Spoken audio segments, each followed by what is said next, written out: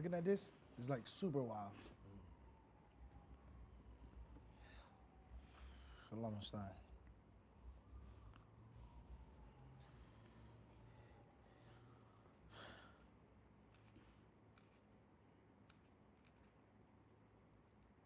Bismillah. Did we ask that question already? The largest landlocked body of water in the world?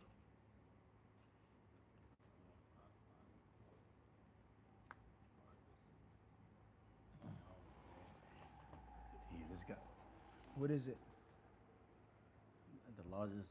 Landlocked body of water in the world. It doesn't go to the ocean.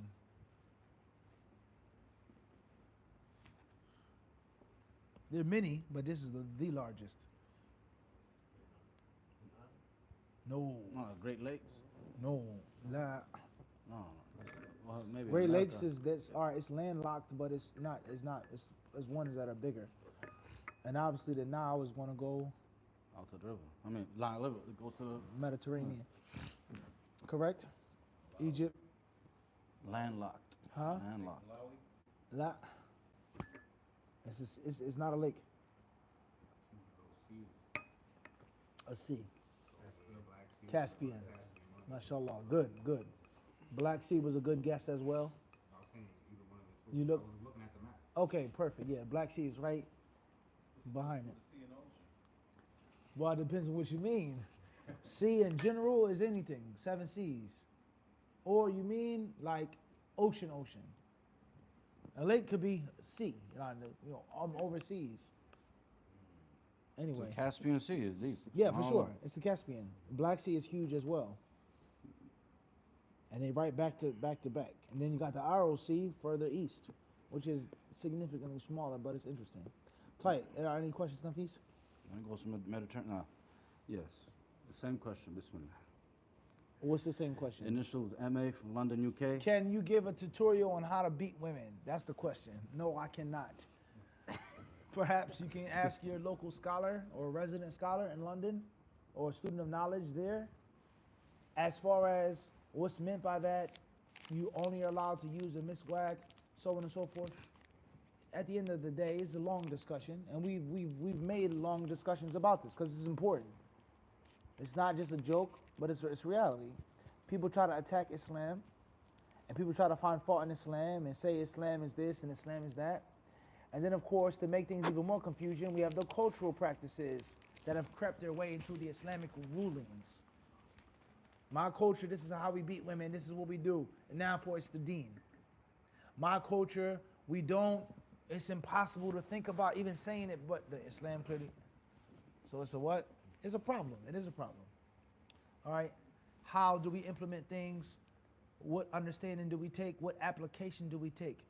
What's important is, وَإِذْ يَرْفَعُ إِبْرَاهِيمُ الْقَوَاعِدَ مِنَ الْبَيْتِ. And remember when Abraham and Ishmael were erecting the foundations of the Kaaba. And they said, رَبَّنَا تَقَبَّلْ مِنَّا. Oh Allah, accept from us. Naam. Oh Allah, make us Muslims. Oh Allah, show us. Right?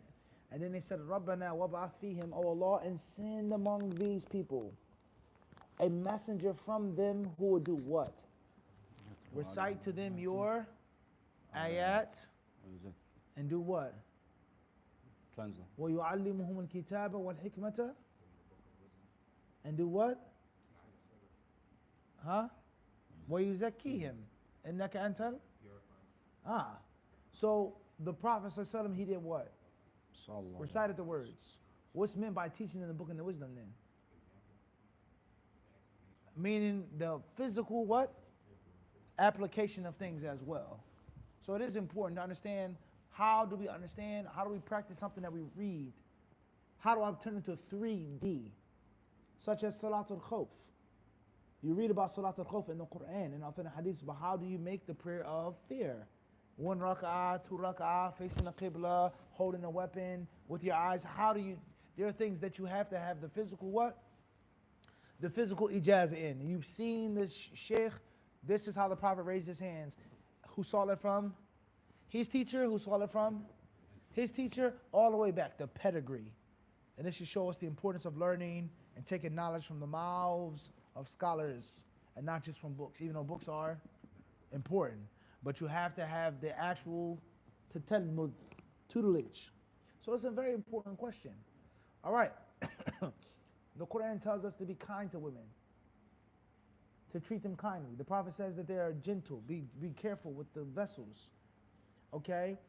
The certain hadith talk about darban ghayra mubarrihin. Hadith clearly states a hitting which is not mubarrih. And mubarrih in the Arabic language is that which leaves a mark. It breaks the skin. That which bruises. That which fractures. So that in itself teaches you, let alone the other principles that we just ran through really quickly, that you can't just be beating your wife like what we know as domestic abuse. Backhand, front hand, it can't be something which is damage and harm. But at the same time, it clearly states that. So what's meant by that? Is it something which is more psychological than physical? Or is it meant a light tap? People are going to say yay and people are going to say nay. Everyone understand this? What's important is that's a longer discussion. I can't show you right now online with a feather. This is how you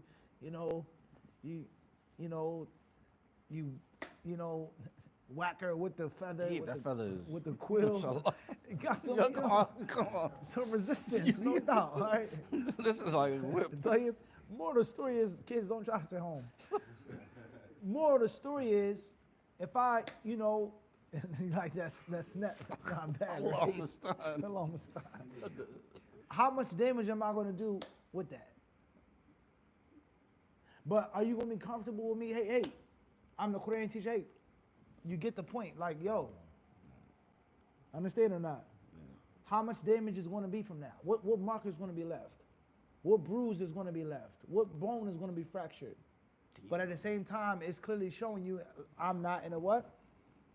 I'm not pleased with what you're doing right now. Point or not? Put my foot down. All right. The quill has many what? More than one use. Wallahu alam. Faddal. MashaAllah. Initials TA from Toronto, California. Canada. Sorry. What's on your mind, please? California. I'm talking about beatings, and I ain't talking about California. When something's a legit difference of opinion, why can't I pick and choose the fatwa? If at the end of the day, those opinions are from Islam and major scholars differ, why can't I choose it if it makes my life easier? What's your opinion on this? All right, the question is about when there's legit, valid difference of opinion, why can't I choose, especially if it makes my life easier? Who said that you couldn't choose? Who said that? Did I say that? Empty your cup. Rather, there has to come, like we mentioned, a time in which you have to choose. And speaking frankly, I'm a 9 to 5 Muslim. There is an ijtihad in asking a question, who to ask, when to ask, and how to ask. There's a fiqh of following a scholar and a mufti. And you may get conflicting views. He says the mortgage is lawful. He says the mortgage is haram. A third scholar says you getting this type of mortgage is a must. You have to, for your family, for your community, etc. You have to pick between those three. He has the most knowledge, I'm going to go with that. He's the most knowledgeable person, but this person, he specializes in finances and economics. Or at the end of the day, my heart just feels what? I feel the most comfortable with this one. And this fatwa, even though it makes sense, it just, it don't sit well with me. So there is a discernment in you picking. And for argument's sake, if all three fatwas were equally lined up, their qualifications, I don't feel for or against, and you happen to pick the fatwa that makes your life easier, that it's lawful for me to get this traditional mortgage, then that would be what? Permission. That would be fine. But the problem comes in, this fatwa I don't feel comfortable with, but I'm going to go with it just because it makes my life easier. That's a total different what? So these are based off of intention. It's extremely important for you to understand that. There's a difference. Let alone the fact that you taking a view of a scholar is not the proof and evidence why you're doing it. But I asked the scholar, and this is what he told me, that's why I'm doing it. So all of these things, these are detailed discussions with regards to how to ask a question, how to follow a fatwa, how to pick between conflicting fatwas, etc. But who said that you can't pick one from among three? As long as you're not following your desires. And as long as you honestly, sincerely believe that this is either the most correct or it's equal with the other one. Wallahu alam. Initials AM from DC. When you enter the grave, the people who are buried, can they hear your footsteps? And is this a sound hadith if you know about it? Entering the grave, someone hearing your footsteps, la adri, I don't know. Leaving the grave, clearly mentioned in the hadith. Wallahu ta'ala alam. Initials RA from Birmingham, UK. What does the word qatilu and its different forms and versions translate into English? I've heard people translate it as kill and others translate it as fight. What is the correct one? Qatilu, what does it mean? How is it rendered in English?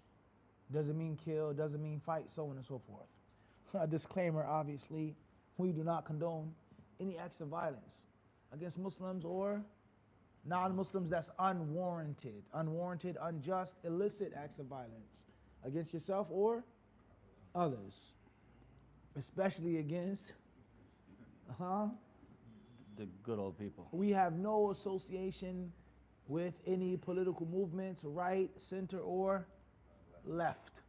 We have no political ambitions to the Middle East, to the Balkans, to North Africa, to any. Right now in this class, we're not talking about promoting, supporting, demoting any political factions or groups. Everybody clear on this? All right. There's a question about the Arabic language and about the Quran. What's meant by that word? Qatilul ladina. What's meant by that? Fight or kill. Is there a difference? If I'm commanded to fight you and you happen to die, meaning I happen to kill you, what is the difference? I have to fight you, Ali, until you submit and give up. And if I happen to kill you, for argument's sake, I'm allowed to do that. But what's important is subjugation. Fight him until he stops such and such, such and such. Everyone understand this? So the use of force, what's meant by it? Whatever words is used, what's meant by the use of force? To stifle and to raise. Raising the statement of La ilaha illallah Muhammad Rasulullah and stifling Taghut. And the statement of the Taghut and the people of the Taghut. It's literally that what? Simple. And it can mean more, it can be rendered in English in more than one usage. Qatilu, kill, meaning intentionally kill. Or qatilu meaning fight, suppress, and stifle. Wallahu alam. Initials PA from Calgary, Canada. What's the dalil Hanafis use when they say Dhuhr ends at a later time? And is it only the Hanafi school that says Dhuhr and Isha ends at a later time? Well, first and foremost is, I'm unaware of a school of thought saying that Dhuhr ends at a later time. You mean Asr? I think no. Or Dhuhr? Next question. Initials AA from Seattle, Washington. How do we reconcile the sighting of the moon if different people across the world over history recorded it at different times? Would we be off by years? Would we all be off by years? I don't know if my question's clear. It's not that clear. Initials KT from Paris. If a mother isn't wearing the hijab and then she wants her daughter to help her out to put a bracelet, etc., how can I put a bracelet, etc.? How can I politely refuse? Your mother doesn't wear hijab. She wants you to help her pick out a bracelet or put on a bracelet or some type of jewelry. How can you politely refuse?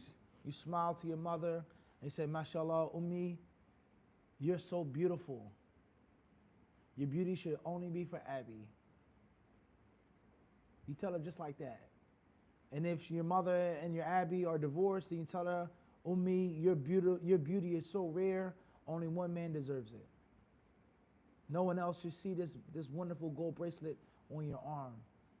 The contrast between the gold and your skin, that should be only for your husband or me. You tell her just like that, and hopefully she'll get the point. Wallahu alam. Initials SS from Springfield, Virginia. The awrah is navel to knee, but are shorts to be worn in prayer that are just above the knee or below the knee height, right above the shin, like 3/4 shorts. Well, first and foremost, says the cup is a little full. Who said that the awrah is from the knee to the navel? Who said that? Never bring pre-assumptions to the Q&A. What is the awrah of a man? Sheikh, what is your view? Could you explain to us what the scholars say? What's the whack of that? So, based off of the opinion and the view that the man's awrah is, now, once again, it's also the importance of emptying the cup.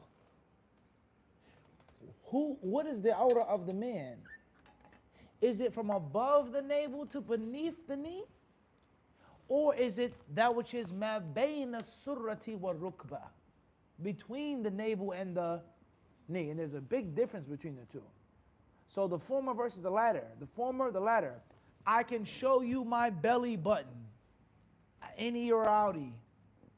I can show you my belly button. We can go swimming, we can wrestle, we can box. You can see my belly button, but you can't see anything which is beneath the belly button. You can see my kneecap. We're boxing, we're practicing. You can grab me, you can sweep me, you can see my kneecap, but you can't see my thigh, my quad, etc.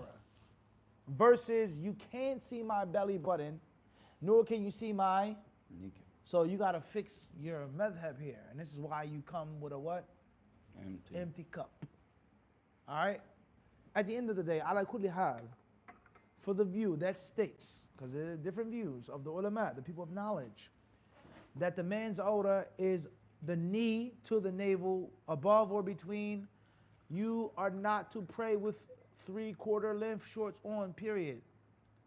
If you follow the view that the awrah of the man are his genitals and his buttocks, that's the view of the ulama. So attend. That's the awrah. You can see my thigh based off of that view, but you can't see this and that. You're not going to just pray with just shorts on. You're not going to just going to pray with a towel on. خُذُوا زِينَتَكُمْ عِنْدَ كُلِّ مَسْجِدٍ. Cover yourself in front of Allah. Be shy in front of Allah subhanahu wa ta'ala. So a mistake that many brothers make, and women, right now we're talking about brothers, we're bashing the brothers, they come to the masjid wearing pants. It's not haram, I quote, and I've said this many times over the years, it is not haram just to wear pants with conditions. The first condition, those pants cannot be tight. Secondly, those pants must be above the ankle.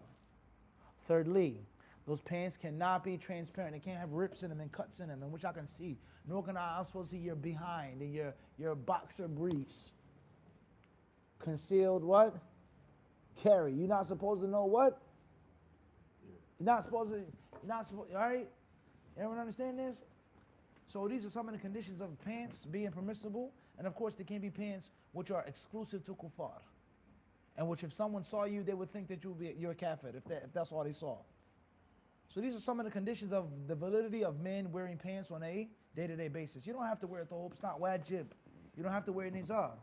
But if you come to the masjid to pray, please, brother, have enough prudence, have enough dignity, have enough self-respect, have enough veneration for Allah to put an izar on, a shalwar kameez, right there on a rack. Every masjid should have a rack of thobes and kamises. It takes you 2 minutes, wrap it up, a lungi, Ma'wiz, Yemeni, Bengali, Bangladesh, whatever the cultural reference may be. You do what? You pray. That's simple, easy. Let alone, no person should lead the salat wearing pants. No matter what the situation is. Army, this and that, it takes you what? 2 seconds to what? Put an izar, put it on kameez. And everything that you can do wearing pants, you can do wearing a kameez. You can, you know what I mean? If it comes down to that, you can get busy, whatever you need to do, you can. So it's really no excuse. And many ulama, we have, inshallah ta'ala, You'll see, inshallah, it's a discussion with regards to praying with pants. And what do the ulama say about praying with pants? But it's a mistake that many brothers make. And it's even worse if it's the imam of the masjid leading the salah. No one should be offended by your backside. You making sujood, no one should come in the masjid and be offended by, need I say? It's just wrong. It's not what? It's not right. It's wrong on levels. Wallahu a'lam. Father Nafis. Come on, man. He said crack kill, Concentrate, ya akhi. Allah.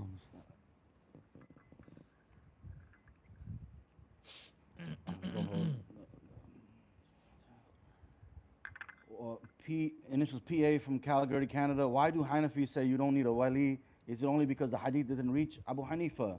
Or is there another reason like weakness of the habits or so on? Please explain. Does a woman need a wali to get married or not? Those, the Hanafis and others, not just the Hanafis, let's be accurate, who say that a woman can marry without the explicit permission of her wali with the condition that the person is compatible. Don't forget that now. The man is what? Compatible.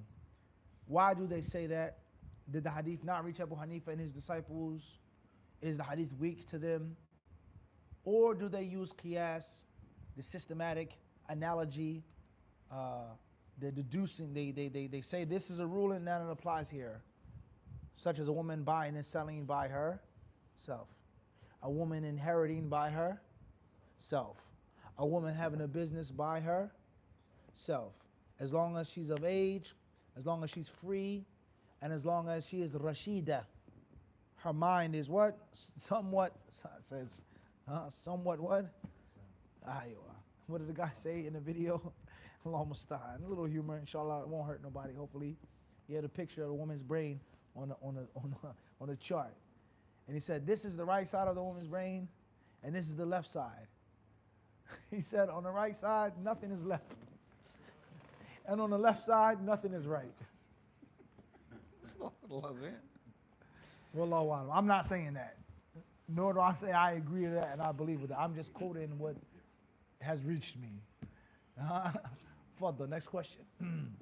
So these are some of the reasons why those scholars hold the view that a woman can marry what? Without the permission of a wali, as long as the man's compatible. Last but not least, this is very important. If you just look now, with regards to this goulash, it's not even gumbo anymore. This just mix of stuff in a pot and stirring it up. Muslims living in Australia, Muslims from Lebanon, Muslims from Ghana, Muslims from around the world, Hanafi, Shafi'i, Maliki, Shi'i, all, it's a mix. And all of our children go to college. So my daughter, I'm from Yemen, she goes to college. This is our madhab, this is our aqidah. Her classmate is a young man who comes from Gambia.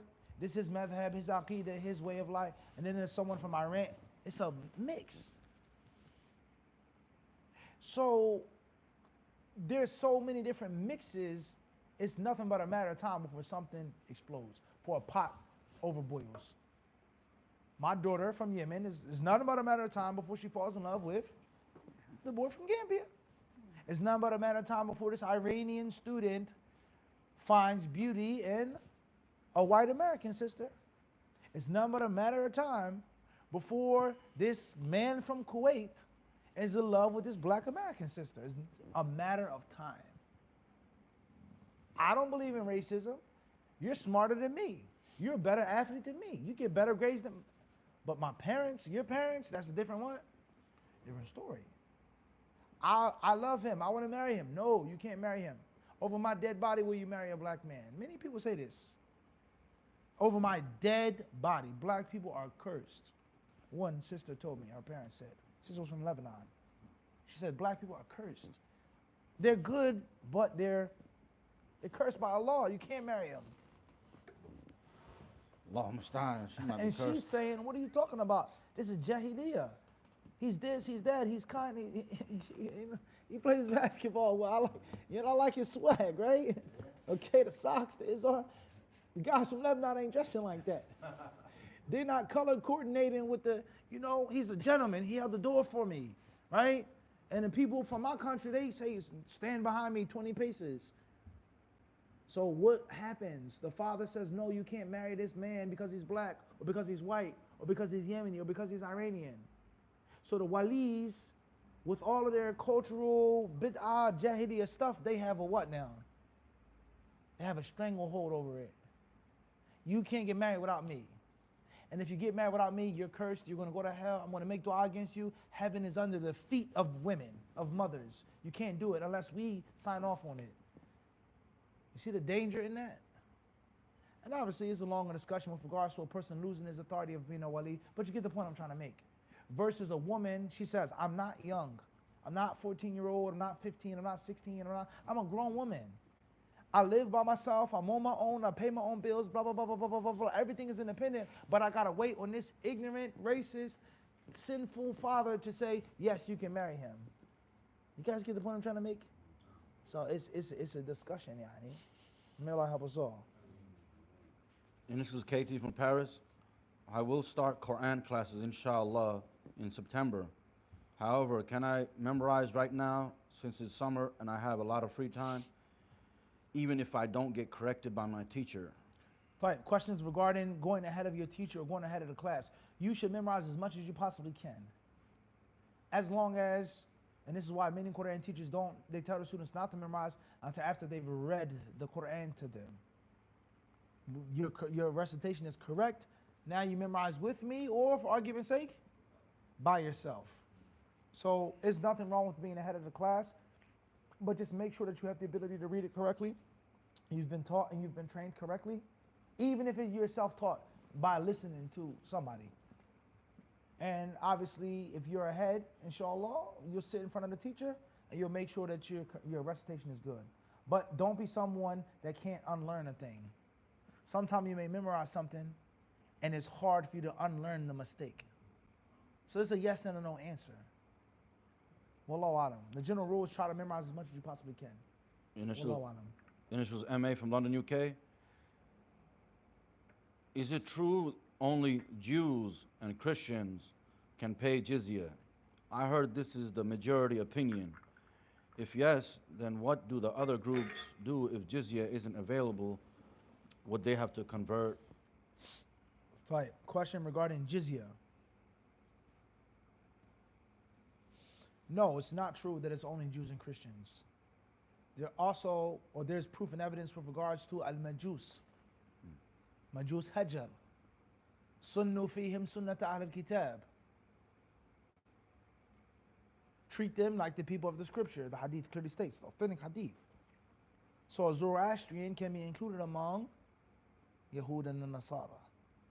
Can other people besides the Zoroastrians? This is a different discussion, but for sure we can agree on those three and not just two. Wallahu alam. But the general rule is that within the lands of Islam, Islam has to be dominant and superior. Jews and Christians, Zoroastrians are allowed to live under the safety and the protection of the Muslims with respect. They are respected. They're not molested. Their property, their wealth, they have their freedoms. And other religions and faiths, either you go or you go. Wallahu alam. Initials PA from Calgary, Canada. To follow up on my question, I believe Hanafis say Asr starts at a later time. So wouldn't that mean Dhuhr ends later? Please ask. No. Empty your cup. Asr starting at a later time. Do the Hanafis say that? Or do they state the best time to make it is later? Do they say Asr comes in an hour later than most scholars, or this is when you should make it? And for argument's sake, based off of that question, Dhuhr ends later or ends earlier? Which is the question? Ala kulli hal, I believe you can go on Mufti Q&A, a video we did many years ago, with regards to why the Hanafis and others hold the view that Asr is prayed at a later time. It's a long discussion. It's not so simplistic.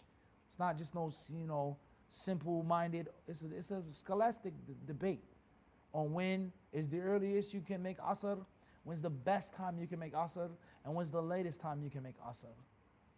Wallahu ta'ala alam. Jazakallah khair, inshallah. Initials ZA from Queens, New York. My wife and I pray Asr at different times.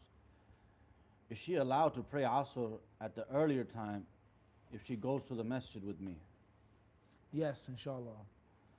Initials BF from Stockholm, Sweden. Those who take the opinion that Isha is until Fajr, how do they interpret the hadith? The time of Isha is until midnight, narrated by Muslim, al-masajid wal-mawa'id as-salah. The time for Isha is until midnight. There's several hadiths regarding the time for Isha. With regards to 1/3 of the night going, it being very late. And the Prophet ﷺ saying that this is the time for Isha if it wasn't a hardship upon the people. The Prophet ﷺ making it earlier. So when we have these different arguments and debates, the most correct thing is to take all of the proof and evidence and to lay it out correctly, separately, understand it properly, individually, and then collectively. Wallahu ta'ala alam. Initial ZA from Queens, New York. Is whey in foods permissible? We'll stop here tonight.